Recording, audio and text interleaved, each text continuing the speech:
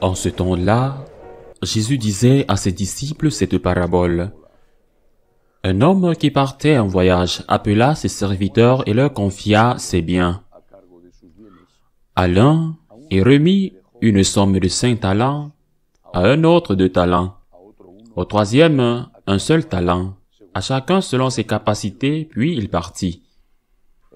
Aussitôt, celui qui avait reçu les 5 talents s'en alla pour les faire valoir et en gagna 5 autres. De même, celui qui avait reçu 2 talents en gagna 2 autres. Mais celui qui en avait reçu qu'un alla creuser la terre et cacha l'argent de son maître. Longtemps après, le maître de ses serviteurs revint et il leur demanda des comptes. Celui qui avait reçu 5 talents s'approcha, présenta 5 autres talents et dit, « Seigneur, tu m'as confié 5 talents, voilà j'en ai gagné 5 autres. » Son maître lui déclara, « Très bien, serviteur bon et fidèle. Tu as été fidèle pour peu de choses, je t'en confierai beaucoup. Entre dans la joie de ton Seigneur. » Celui qui avait reçu 2 talents s'approcha aussi et dit, « Seigneur, tu m'as confié 2 talents. Voilà j'en ai gagné 2 autres. » Son maître lui déclara, « Très bien, serviteur bon et fidèle. Tu as été fidèle pour peu de choses, je t'en confierai beaucoup. Entre dans la joie de ton Seigneur. » Celui qui avait reçu un seul talent s'approcha aussi et dit, « Seigneur, je savais que tu es un homme dur. Tu moissonnes là où tu n'as pas semé. Tu ramasses là où tu n'as pas répandu le grain. J'ai eu peur, et je suis allé cacher ton talent dans la terre. Le voici. Tu as ce qui t'appartient. » Son maître lui répliqua, « Serviteur mauvais et paresseux, tu savais que je moissonne là où je n'ai pas semé, que je ramasse le grain là où je ne l'ai pas répandu. Alors il fallait placer mon argent à la banque, et à mon retour, je l'aurais retrouvé avec les intérêts. Enlevez-lui donc son talent et donnez-le à celui qui en a 10, car à celui qui a, on donnera encore, et il sera dans l'abondance, mais celui qui n'a rien se verra enlever même ce qu'il a. Quant à ce serviteur bon à rien, jette-le dans les ténèbres extérieures. Là, il y aura des pleurs et des grincements de dents. Acclamons la parole de Dieu. 3 messages, 3 enseignements tirés de ce passage de l'évangile de Matthieu. Le premier, c'est que le Seigneur, le propriétaire de cette ferme ou de cette ville, donne quelques talents à certains de ses serviteurs et leur confie quelque chose qui n'est pas à lui. C'est pourquoi il leur demande des comptes plus tard, à son retour. Premier enseignement, tout ce que nous avons est de Dieu. Certes, l'impression psychologique est que c'est à nous, et dans bien des cas, au moins gagné par l'effort et le sacrifice, mais c'est une fausse impression. Tout ce que nous avons appartient à Dieu. Tout. Tout et tout. La santé, même l'argent, fruit de nos efforts, est un don. Un don de Dieu. Nous sommes nés dans une ville qui a offert à beaucoup d'autres, à beaucoup d'entre nous, des possibilités de formation et d'éducation.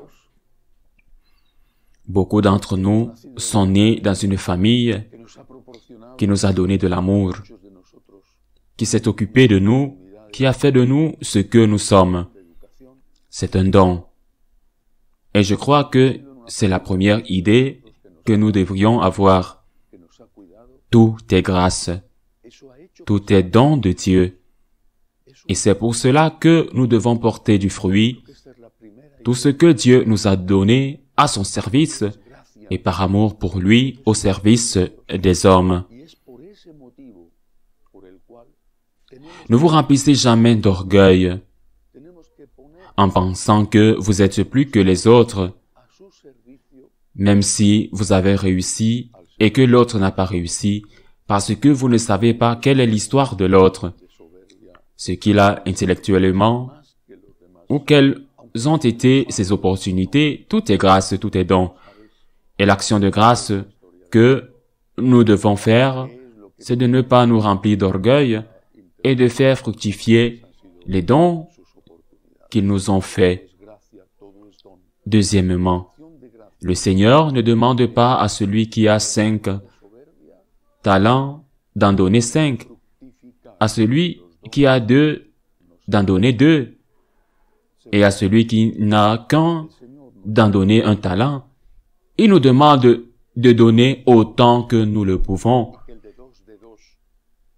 mais plus que nous le pouvons, car il sait bien que les 2 ne pourront jamais donner 5, ou que le seul ne pourra jamais donner 5. À qui l'on donne plus, on demande plus. Il nous demande de faire de notre mieux. Le Seigneur n'est pas en colère contre l'un d'eux, parce qu'il n'a donné que 2 des intérêts. Il lui en a donné 2, il a travaillé avec ces 2. Il lui en donne 2, et le Seigneur ne se fâche pas.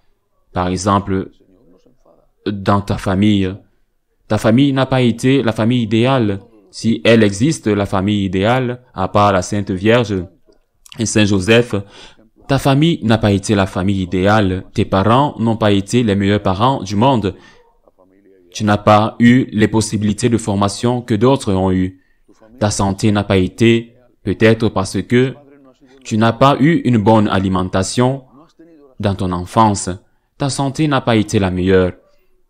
Dieu ne va pas te demander ce qu'il demande à ceux qui ont reçu plus que toi. Tout est grâce.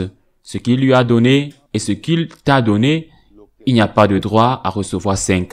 Tout est grâce et tout est don. Et ce que Dieu te donne, c'est de tout faire pour fortifier et profiter au maximum de ce qu'il t'a donné. Si tu as reçu 2 talents et que tu ne donnes que 2, le Seigneur te rend l'appareil.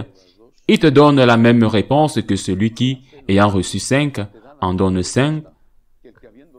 Troisième enseignement. Celui qui reçoit 1 n'est pas puni pour avoir mis l'argent en terre et ne pas l'avoir mis, du moins, comme le dit le Seigneur, à la banque pour en percevoir les intérêts. À cela, évidemment, ne pas avoir fait fructifier ce qu'il a reçu, prétendre qu'il a peu reçu, à cela s'ajoute, et c'est le vrai motif de punition, son insolence, son blasphème, parce qu'il ose insulter Dieu. Je savais que tu es un homme dur. Tu moissonnes là où tu n'as pas semé. Tu ramasses là où tu n'as pas répandu le grain. Il insulte Dieu. Et c'est très souvent le cas parce qu'on a reçu moins que les autres. On ose se révolter contre Dieu, avec pour conséquence de perdre même le peu qu'on a reçu. C'est ainsi que se termine l'Évangile. Je savais que tu es un homme dur. Tu moissonnes là où tu n'as pas semé. Tu ramasses là où tu n'as pas répandu le grain. Il faut que tu aies mis ton argent à banque pour qu'à mon retour, je prenne ce qui est à moi avec les intérêts, que je te prenne le talent et que je le donne à celui qui en a 10. Car on donnera à celui qui a et on enlèvera à celui qui n'a pas. Même ce qu'il croit avoir, c'est possible.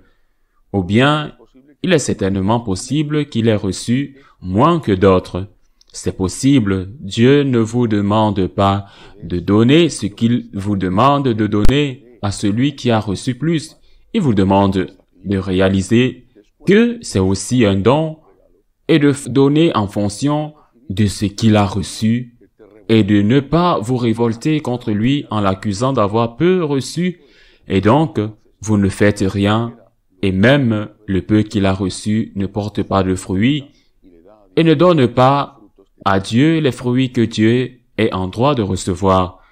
Remercions Dieu pour ce que nous avons, même si c'est moins que ce que les autres ont. Remercions-le, car c'est un don que nous ne méritons pas.